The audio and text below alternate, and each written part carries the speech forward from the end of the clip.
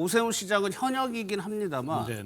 공천 심사 받아야 그렇죠. 되는 거죠. 그런데 공천 심사를 현 지도부가 할 거란 말이에요. 네네. 그 지도부 나가라고 하는 거. 이미 사실상 오늘 그 멘트로 승부수를 던졌다고 봅니다. 여기서 더 시간을 끌어봤자 전체적인 흐름, 특히나 이제 5대5였던 거를 7대3으로 바꾼다든지 하는 여러 가지 이제 제도적인 부분에서도 본인에게 이제 불리하게 칼날이 온다라는 예. 것들을 알고 있고, 전체적인 오늘 이 정도의 기세로 한동훈 대표에 대해서 제명을 했다 그러면 나머지 일사천리로 오세훈 시장 입장에서 계산을 해보면요. 지금 본인이 갖고 있는 지지율이 한 달 전에는 정원호 후보보다 좀 약간 앞섰습니다. 그런데 현재는 정원호 후보보다 10%포인트 뒤처진 걸로 나오고 있단 말이에요. 그런 조사도 있죠. 그렇죠. 예. 지지율이 좀 뒤처지고 있고 3월 초부터 본인 관련된 명태균 씨 재판이 시작됩니다. 예. 그러면 그 재판에서 어떤 결과가 나올지는 지금 아무도 예측할 수 없는 상황입니다. 지지율 떨어지고 있죠. 본인 사법 리스크 커지고 있죠. 그러면 어떻게 되느냐. 나 이번에 공천 못 받을 것 같으니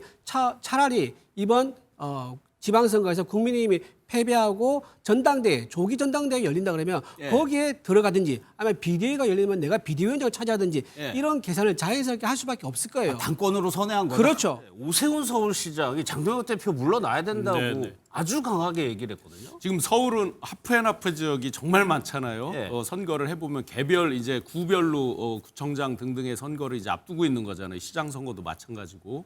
그렇게 보면 이제 서울의 지역구를 두고 있는 분들은 정말 절박한 심정일 거예요. 여기에 이제 소위 말하는 윤 어게인 세력과 함께한다. 그랬을 때 서울 시민들이 과연 뭐 개별 정책은 이제 변론이고요. 예. 부동산이라든지 이런 정책으로 오는 부분은 변론이고, 이미지에 있어서 과연 지금 23년형 한덕수 총리 받고 뭐 등등을 보면서 윤어게인 세력과 함께한다 상당히 어렵게 느낄 겁니다. 그러면 지난번에 이제 고성국 씨가 그 얘기를 했었죠. 한동훈 다음은 누구다. 일종의 이제 좌표찍기처럼 그렇게 되는 것까지를 본인들이 점점점 칼날이 어디를 향해서 오고 있다 이런 것도 느끼겠죠. 그러니까 아마 선제적으로 지금 냈고, 전쟁과 전투가 있잖아요. 그 예. 전투에서는 뭐 오늘은 이겼을지 모르지만 이게 진짜 어떤 가치적인 거, 국민에 대한 무한 책임이다, 노블리스 오블리제다 등등등 보수의 어떤 가치 본류를 놓고 싸우는 전쟁이 아니라 자리, 외형적 현상만 놓고 벌어지는 자리 싸움 같이 지금 비춰지고 있단 말이죠. 그러다 예. 보니까 과연 진정한 전쟁의 승자는 누구일까? 제가 볼 때는 전쟁의 승자가 없을 가능성이 있어요. 이러다가 비대위를 간다든지 어떤 엉뚱한 방향으로 흐를 가능성이 양쪽 있겠다. 다 크게 상처를 입는다. 그럴 가능성이 있죠. 왜냐하면 가치적인 전쟁으로 보기에는, 국민들이 보기에는 그건 아니다. 지금 자리를 놓고 싸우는 어떤 전쟁으로 보여져서 위너가 없을 수 있는 제로섬이 될지도 모르겠다. 예. 그런 생각이 듭니다. 신용환 부위원장님께서는 그렇게 말씀을 주시지만 사실 우리 당에서 계엄을 풀어내고 예. 탄핵에 찬성을 했던 보수가 있지 않습니까? 지금 그 세력들이 윤어게인 보수 세력에 밀려나지 않기 위해서 싸우는 것이기 때문에 이거는 가치를 가지고 싸우는 싸움입니다. 노선투쟁이라는 말씀이시죠? 그렇죠. 이거는 왜냐하면 이거는 우리는 계엄과 탄핵부터 시작을 해서 그 과정에서 우리 당 내에서 이 가치를 가진 굉장히 큰 전투가 지난 1년 넘게 벌어져 왔었고, 그것이 이제 국민들 앞에 전면적으로 드러난 게 오늘의 사건입니다. 그렇기 때문에 이거는 지금 자리 몇 자리를 가지고 하는 거라면 이런 싸움을 선거를 앞두고 그렇게 하진 않겠죠. 알겠습니다. 네. 예. 앞서 말씀하신 대로 고성국 박사가 이제 다음은 오세훈 시장이다라는 얘기를 해서, 글쎄요, 이게 실질적으로 의미가 있는 얘기인지 한번 그 얘기를 들어보고 한번 따져보도록 하겠습니다. 오세훈이는 제일 경쟁력 없는 후보 중에 하나입니다. 누가 나가도 국민의힘 공천받아 나가면 오세훈이보다는 더 성적이 좋을 겁니다. 이미 낡아버린 오세훈이 가지고서 편하게 선거 이기려고 생각하면 이길 수 있는 서울시장 선거 집니다. 이번 공천이 그야말로 공천혁명이라고 부를 정도의 충격적인 인물교체와 쇄신을 통해서 바람을 불러일으켜내려면 오세훈이를 컷오프 시켜버려야 됩니다. 나경원이든 조정훈이든 누구든 신동욱이든 오세훈이보다는 훨씬 좋은 성적을 낼 겁니다. 그리고 일단은 저 내용의 이준호 대변인, 실질적으로 당 지도부나 당권파 주류에서도 이런 생각에 공감을 하는 분들이 많아요? 오세훈 시장을 중심으로 해서 한동훈 대체제가 아마 만들어지겠다라는 생각을 충분히 했었죠. 왜냐하면 지금 상당히 오세훈 시장이 한동훈 전 대표를 지지하는 발언을 많이 해왔었습니다. 예. 그리고 오늘 같은 얘기를 목소리를 냈죠. 예. 장동혁 지도부 뭐 물러나라 이제 그런 얘기를 했는데 저 왜 그런 얘기 할까요? 지금 한동훈 전 대표가 지금 물러나게 됐지 않습니까? 예. 당에서 활동할 수 없게 되니까 지금 오세훈 시장 입장에서 계산을 해보면요. 지금 본인이 갖고 있는 지지율이 한 달 전에는 정원호 후보보다 좀 약간 앞섰습니다. 근데 현재는 정원호 후보보다 10%포인트 뒤처진 걸로 나오고 있단 말이에요. 그런 조사도 있죠. 그렇죠. 예. 지지율이 좀 뒤처지고 있고 3월 초부터 본인 관련된 명태균 씨 재판이 시작됩니다. 예. 그러면 그 재판에서 어떤 결과가 나올지는 지금 아무도 예측할 수 없는 상황입니다. 지지율 떨어지고 있죠. 본인 사법 리스크 커지고 있죠. 그러면 어떻게 되느냐? 나 이번에 공천 못 받을 것 같으니 차라리 이번 지방선거에서 국민의힘이 패배하고 전당대회, 조기 전당대회가 열린다 그러면 예. 거기에 들어가든지 아니면 비대위가 열리면 내가 비대위원장을 차지하든지 예. 이런 계산을 자연스럽게 할 수밖에 없을 거예요. 당권으로 선회한 거죠. 그렇죠. 그러면 예. 자기 세력이 필요한데 그럼 누가 필요하겠습니까? 지금 한동훈 전 대표가 나갔지 않습니까? 예. 그 한동훈 전 대표 그 자리에 들어가면 딱 90점으로 돌아와서 한동훈 전 대표 지지하는 세력들을 본인이 그대로 활용하지 않습니까? 예. 그런 의미에서 오세훈 시장은 장기 바둑판을 두듯이 본인이 지금 장동혁 지도부에 비판 메시지를 던지고 예. 당권을 노리는 그런 포석을 둔 게 아닌가 싶은 생각이 아니, 듭니다. 그 얘기의 전제는 공천을 못 받는다는 전제잖아요. 그렇죠. 지금 못 받을 가능성이 상당히 있는 거죠. 왜냐하면 지금 상당히 지지율 있다. 떨어지고 있고 예. 사법 리스크가 지금 있고 이 3월 달부터 첫 재판이 열리거든요. 실제 재판 열리면요 굉장히 어렵습니다. 왜냐하면 상대 경쟁 후보가 사법 리스크가 있는 후보를 뽑았다가 이제 서울시장 재보궐 있으면 어떡할 거냐라고 예. 뭐라고 답을 하겠습니까? 그런 부분이 있는 것 같고요. 그다음에 좀 방금 말씀하신 것 중에서 좀 제가 좀 말씀드리고 싶은 게 정당에 대해서 좀 마인드가 어떤지 좀 친한 게 묻고 싶어요. 그러니까 한동훈 전 대표에 대해서 좋아하는 마음 그리고 그분을 따르는 마음은 알겠습니다. 네. 하지만 한동훈 전 대표 그분이 곧 국민의힘 그리고 보수는 또 아니지 않습니까? 왜냐하면 많은 당원들에 의해서 참여에 의해서 선출된 지도부가 9명이나 있는데 그중에서 8명이 찬성 의견을 던졌단 말이에요. 그러면 그분들 의견을 왜 존중하지 않습니까? 박상수 전 대변인한테 여쭤보시는 거예요? 그러니까 친한계한테 물어보는 겁니다. 친한계한테. 제가 바로 옆에 있으니까 뭐 그러는데 친한계 여러분들은 이렇게 오히려 저는 그렇게 되묻고 싶은 거예요. 그래서 네. 너무 이제 한동훈 전 대표 좋아하고 따르는 마음은 알겠는데 당이란 것은 110만 당원에 대한 어떤 자유의지의 결사체라고 이제 볼 수 있는데 네. 그런 부분에 대해서 거기서 결정한 거 당원들이 뽑은 지도부에서 결정된 사항도 따르지 않는단 말이에요. 이것도 모순 아니겠느냐. 너무 개인을 좋아하다 보니까 당을 놓치는 이런 예. 부분이 있지 않는가 하는 그런 또 말씀 드리고 싶은 거예요. 물어보시니까 답변 듣고 다음 내용 갈게요. 그럼 뭐 장동혁 대표가 자유의지의 총화라고 하니까 예. 뭐 그 자유의지의 총화로서 뭐 장동혁 대표의 말씀을 뭐 우리가 말씀 자료 들어가면서 열심히 들어야 되는 건 것 같은데 그렇게 버티시기에는 지금 좀 힘드실 상황인 것 같습니다. 오세훈 시장도 지금 이렇게 나왔지만 예. 이 고성국 씨의 이 방송 중에 굉장히 인상적인 방송이 있어요. 예. 영남 지역에 30개를 요구하는 방송이 있죠.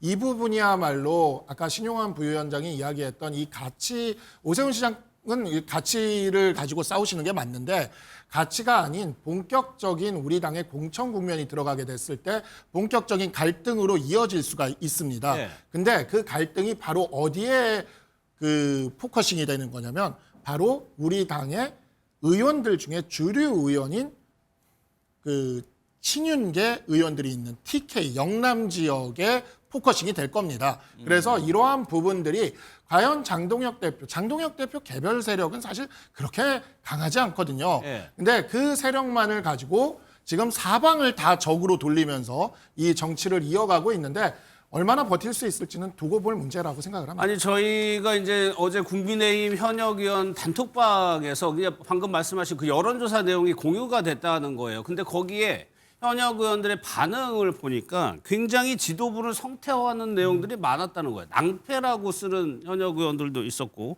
뺄셈 정치는 패배하게 된다라는 답변이 있었다는 거예요. 여기 보면 또 다른 현역 의원은 한두 달 전에 기대해 볼 만했던 서울이 벼랑 끝으로 가고 있다라고 얘기를 하고 있어요. 108명이 참여하고 있는 현역 의원의 단체 방입니다. 이주로 대변인, 그러면 이런 현역 의원들의 의견 같은 거를 지도부가 무시할 수는 없는 거잖아요.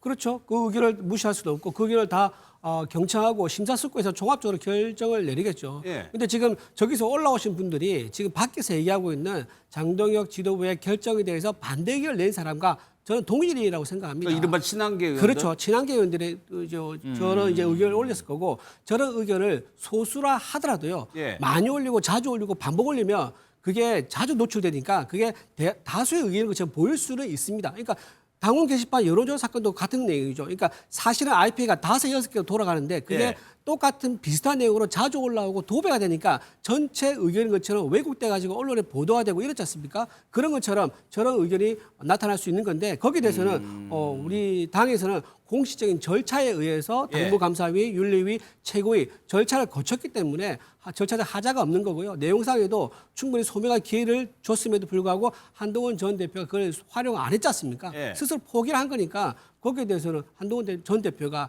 딱히 할 말은 없어서 오늘 저렇게 짧게 얘기한 거 아닌가 싶은 생각이 듭니다. 그러니까 여기 소수라는 걸 이제 얘기하시는 거 박상수 전 대변인은 지금 양강이라고 이제 표현을 하신 건데 제3자적 입장에서 한번 성실 부대 지금 이게 굉장히 중요하거든요. 이 파괴력이 지도부 사퇴를 요구하는 목소리가 어디까지 퍼지느냐 그 동력이 지금 관건인데 어떻게 보세요?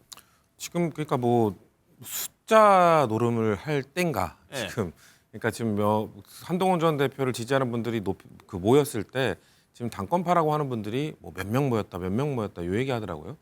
그게 중요합니까? 뭐 그분들이 뭐 2,000명 모였다고 하던데 그럼 2,000명 모인 당원들의 목소리는 그냥 무시해도 되는 목소리인가 보죠. 네. 국민의힘은 정당 운영을 그렇게 하나 보죠. 그러니까 이번에 김종익 전 최고의 징계 결정 윤리위원회 거기 보면 그러니까 당 대표라는 사람은 당원들의 자유 의지의 총합이다.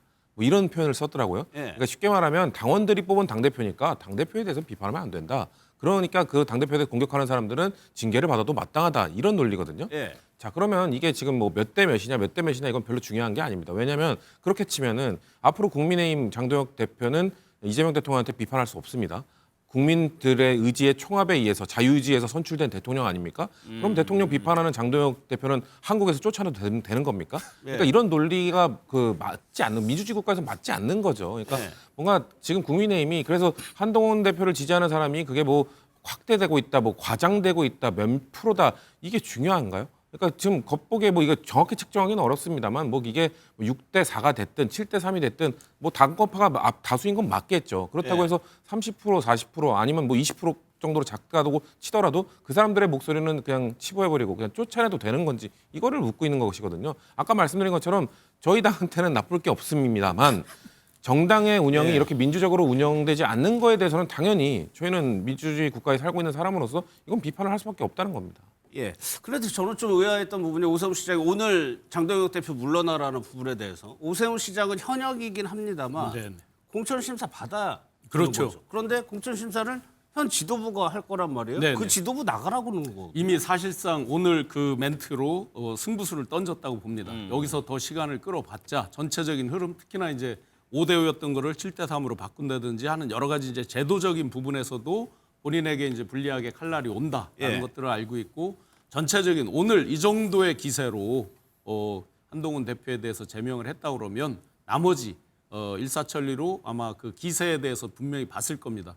오세훈 시장 보면 그런 정치적인 흐름을 읽는 감각 또 네 번째 이렇게 하도록 굉장히 발달된 분이죠. 그러면 동물적인 후각으로 지금쯤에 이걸 던지는 게 맞다라고 오늘 판단을 했을 것 같습니다. 그러면 이후에 보관이 뭐가 있을까요, 오세훈 시장? 아마 오세훈 시장 같은 경우는 여기서 정면으로 맞서면서 물론 친한계와 같이 할 수도 있고 아닐 수도 있지만 예. 이제 본인은 현직이라서 분명히 제약이 있죠. 행동에 그렇죠. 정치적 행동에 제약이고 사표를 언제 내실지는 모르지만 아마 독자적인 목소리를 계속 강하게 내면서 차후 입지를 좀 더 보지 않을까 생각은 듭니다.